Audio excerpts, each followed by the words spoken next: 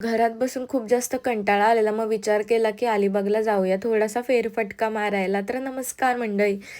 तर आम्ही अलिबागला गेलो आणि आज आम्ही ट्राय केला शिर्के अमृततुल्य ना, तिथला चहा आणि बन मस्का इतका टेस्टी लागला. सिरियसली खूप छान होता आणि मला तर खूप जास्त आवडला. सो तुम्ही नक्की व्हिजिट द्या तिथे आणि आपल्या इथे नवीनच ओपन झालेलं आहे ते. माझं पोट तर भरलं, पण याला भूक लागली कारण याला जास्त चहा आवडत नाही. सो त्याने सँडविच खाल्ला.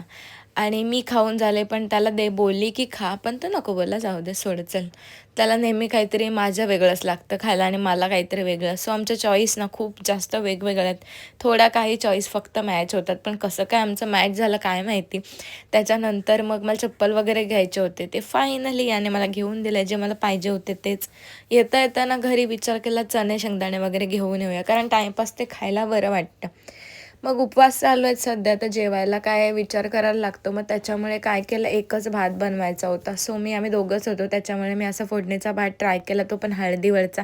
कांदा वगैरे टाकून जसं करतात ना तसं, बिकॉज मी असावाला भात ना खूप चांगला बनवते. रात्री केला मी माझं स्किन केअर. तुमच्या सगळ्यांच्या कमेंटमुळे मी गुरुवारचा ब्लॉग नक्की बनवणार आहे. सो भेटू द्या, बाय.